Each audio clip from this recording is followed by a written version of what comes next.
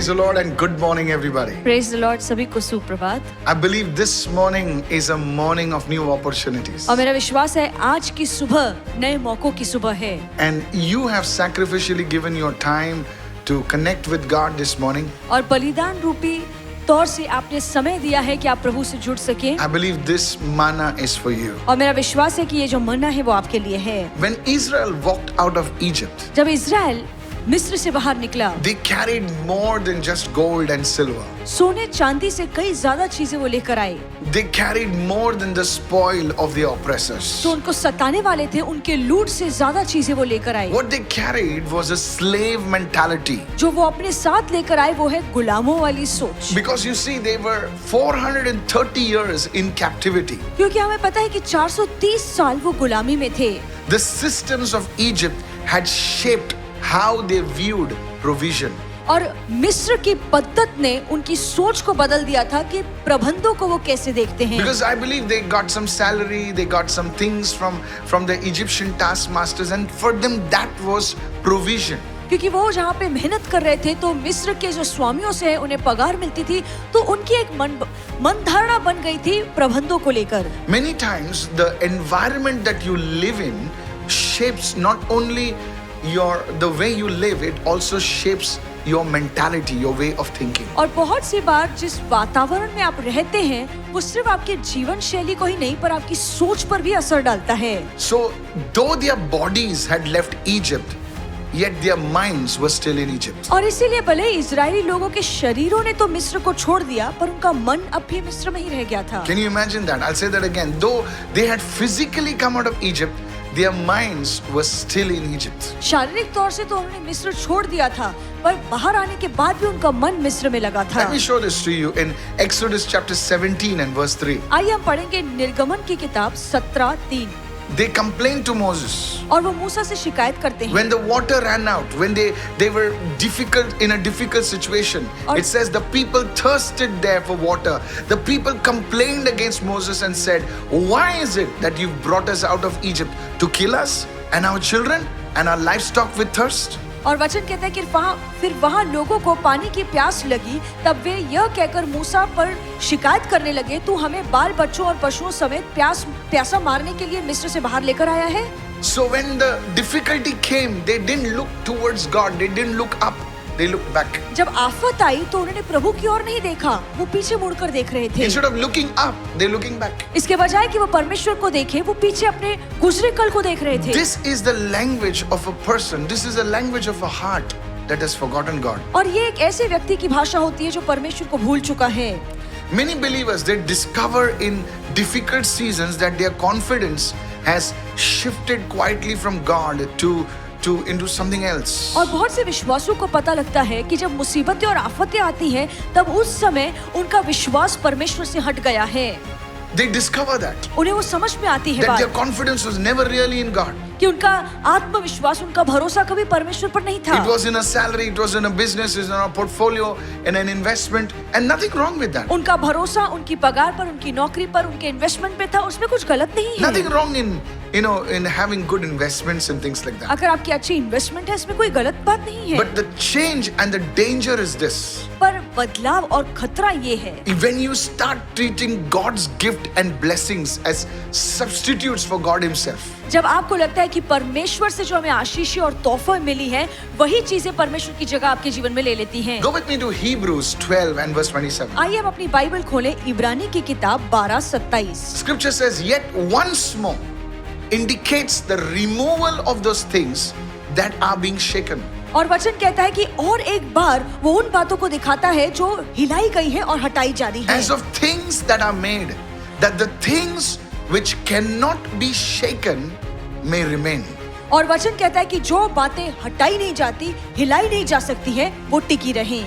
So the Lord loves us so deeply तो परमेश्वर इतने गहरा प्रेम हमसे करता that है He allows certain things to be temporarily shaken, कि वो अनुमति देता है कि थोड़े समय के लिए कुछ बातें हमारे जीवन से हिलाई so that जाएं, the things that cannot be shaken will remain. ताकि जो बातें हिलाई नहीं जा सकती हैं वो अटल बनी रहे। For example, He allows a stream to dry up because He wants us to discover the source, to discover the fountain of where it comes from. और उदाहरण के तौर पे मान लीजिए कि एक पानी का धारा है, परमेश्वर चाहता है कि थोड़े समय के लिए वो सूख जाए ताकि हम जीवन के सोते के पास आए। Many people ask me, what is the purpose of famine? Why is God allowing us to go through the famine? और बहुत से लोग मुझसे पूछते हैं कि परमेश्वर क्यों हमारे जीवन में अकाल को आने देता है, इसका मकसद क्या है? There is a purpose in famine and it's one of the greatest mysteries. और अकाल के समय में भी एक मकसद है और एक ये बड़ा रहस्य है। During famine, your faith will be tested. और अकाल के समय में आपका विश्वास परखा जाएगा। And faith which is not tested is not proven faith, it's unproven faith. और विश्वास जो परखा नहीं किया है,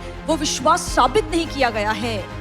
Faith can be sincere, but it has not yet developed. It is not carrying that spiritual weight. और विश्वास हो सकता है खरा हो, पर आत्मिकता में वो विश्वास भारी नहीं है। James chapter 1 verse 3 says the testing of your faith. और- In other words, your faith will be tested, and it says your faith will produce. So two things happen over there. Your faith when it is tested, it produces something. और याकूब की किताब 1:3 में लिखा है कि हमारा विश्वास परखा जाता है और फिर उत्पन्न होता है धीरज। इसका मतलब है कि जब हमारा विश्वास पहला परखा जाता है, उसके बाद वो विश्वास कुछ उत्पन्न करता A है। faith that is tested will produce something, will birth something. एक परखा हुआ विश्वास किसी बड़ी चीज को उत्पन्न या पैदा करेगा। Joseph's faith was tested in prison, and I believe a governor was birthed over there. Come और on, somebody. जेल में Hallelujah. यूसुफ का विश्वास परखा गया और वहीं पे एक गवर्नर पैदा हुआ। And Elijah, his faith was tested in the wilderness, and I believe that's what the grace came upon him to anoint Elisha. और एलिया के जंगल के समय में उसका विश्वास परखा गया, इसीलिए उसके जीवन पर ऐसी कृपा उतरी कि उसने एलीशा को अभिषिक्त किया। Paul was tested with a thorn in his flesh, and I believe that's the grace that produced, in his life to write nearly 1/3 of the New Testament. Just imagine that. और कल्पना कीजिए, पौलुस का भी विश्वास परखा गया, क्योंकि वो कहता है कि मेरे शरीर में एक कांटा चुभा है, पर उसके विश्वास परखने से इतनी सारी प्रकाशन वचन का उसके द्वारा उत्पन्न हुआ। कल्पना उत्पन्न कीजिए, हुआ, yeah, that it produces faith when it is tested. Listen to this, will produce something, will give birth to something. विश्वास जो परखा जाता है वो कुछ न कुछ उत्पन्न करेगा, किसी बड़ी चीज को पैदा करेगा। The famine, the wilderness is not evidence that God has abandoned you. It is evidence that God is preparing to bring you into something bigger. और अकाल का समय जब आप जंगल में अकेले घूम रहे हैं, ये इसलिए नहीं है कि परमेश्वर ने आपको आपके हाल में छोड़ दिया है, पर वो आपको बड़ी चीजों के लिए तैयार कर रहा है। Write this down if you can. लिख लीजिए अगर आप लिख In the सकते हैं। famine, in the wilderness, you will see God's provision in an unusual manner. और अकाल के समय में जंगल के सफर में आप परमेश्वर के प्रबंधों को अलौकिक तौर से देखेंगे। Deuteronomy 8 and verse 4 says, और व्यवस्था विवरण 8:4 में लिखा God है, spoke to the Israelites and says, your garments did not wear out on you, nor did your foot swell this 40 years. Imagine this, walking and doing all sorts of things and never their feet swelling. Come on, और all the ladies. Amen. Receive it. वचन कहता है कि 40 सालों तक न तुम्हारे तन के कपड़े फटे, न तुम्हारे पैर सूजे। Yeah. कल्पना कीजिए, No shopping malls. कोई शॉपिंग मॉल नहीं 40 No साल, cobblers. और कोई चपरासी नहीं, No supply chains. No Swiggy, no Zomato. And still they had provision. कोई स्विगी, कोई जोमेटो नहीं, फिर भी उनकी सारी जरूरतें पूरी की It गई। was as if God was providing for them ये supernaturally. मानो ऐसा है कि अलौकिक तौर से परमेश्वर उनका पालन पोषण कर रहा था। My friend, it's not as if that God cannot create new resources. ये ऐसा नहीं है कि परमेश्वर नए स्रोतों को पैदा नहीं कर सकता। It's not like that. ये ऐसा But नहीं है। sometimes God will preserve what you already have, what you already possess. परमेश्वर कभी कभार जो चीजें आपके पास पहले से ही हैं, उन्हें बरकरार रखता है, उसे संभाल के He रखता can है। multiply the oil in a widow's house, but He also can sustain that flour so that it never runs out. Can you see that now? और देखिए, विधवा के घर में परमेश्वर उसने उस तेल को बढ़ाया, पर उस आटे को भी बरकरार संभाल के रख सकता है ताकि वो आटा कभी खत्म ना So हो। this is a word for you this morning. और ये सुबह वचन आपके लिए If है। you're broke, if your source, if your thing is running dry, don't panic. अगर आप आर्थिक तौर से कंगाल हो गए हैं या अगर आपका सूत्र सूख गया है, तो आप घबराइए मत। The God who led Israel through the wilderness, He has not changed. और जिस परमेश्वर ने इजरायलियों को जंगल से बाहर निकाला, वो बदला नहीं है। Malachi 3:6 says, I am the Lord who never changes. Malachi 3:6 में लिखा है कि मैं परमेश्वर हूँ जो कभी बदलता नहीं। Hebrews 13:8 says, I am the same. Jesus Christ is the same yesterday, today and forever. इब्रानी की किताब 13:8 में लिखा है कि यीशु मसीह कल, आज और युगान युग एक Your समान है। provision does not come from your boss. It does not come from your company.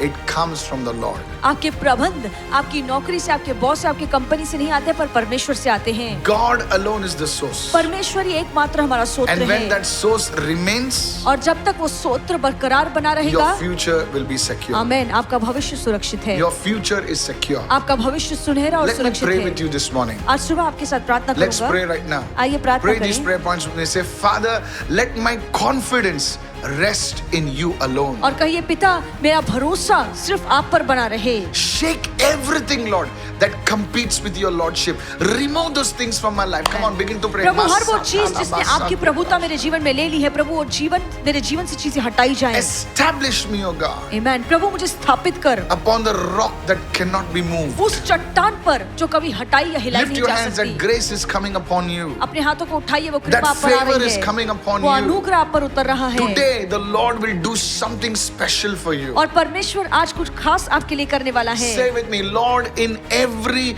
wilderness season, reveal yourself as Jehovah Jireh. Somebody cry out, Jehovah Jireh. और कहिए कि प्रभु, हर जंगल के सफर में जहाँ पे मैं अकेला हूँ, प्रभु आप यहोवा ईरे के समान मेरे सामने प्रकट हो। Yes, say that, Jehovah Jireh, you're my provider. कहिए, यहोवा ईरे आप हमारे पालनहार You are my हैं, provider. आप हमारे पालनहार I हैं, shall have abundance. और मेरे जीवन में बरकत होगी। Sustain me supernaturally, O God. अलौकिक तौर से प्रभु मुझे संभाल के रख, Preserve all that which concerns me, O God. और प्रभु वो सारी बातें जो मुझसे जुड़ी हुई हैं, प्रभु आप उन्हें संभाल my के रखिए। life become undeniable evidence that you are my source, you are my provider. Amen, Lift amen. your hand and pray, pray, pray, और pray. प्रभु मेरा जीवन ऐसा सबूत बन जाए जिसे कोई ठुकरा नहीं सकता कि आप ही मेरे स्तोत्र हैं, आप ही मेरे पालनहार As I'm हैं। seeing in the spirit, burdens are lifting off right now. और मैं आत्मा में देख रहा हूँ कि लोगों का बोझ हटाया जा रहा Oh, है। Holy Spirit, let burdens be lifted up from your people. और पवित्र आत्मा प्रार्थना करते हैं आपके लोगों पर से Some बोझ of you हटाया will जाए। begin to feel as if something is lifted up from your bodies. और कुछ लोगों को लगा कि आपके शरीर में से कोई चीज हटाई गई है। Touch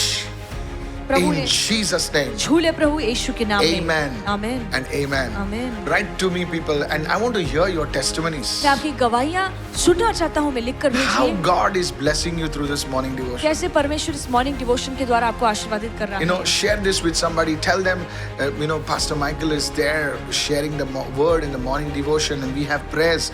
And join as a family. Please join as a family. किसी को बताइए, एक परिवार के तौर पे जुड़िए, लोगों को कहिए कि पास्टर माइकल सुबह सवेरे हमें वचन देते हैं। Yeah, the first part of the day belongs to God. और दिन का पहला भाग जरूरी है कि हम प्रभु को दें। God bless you. प्रभु आपको आशीर्वादित Have a करे। blessed day. आपका दिन आशीर्वादित Shalom, हो। shalom. Shalom, shalom।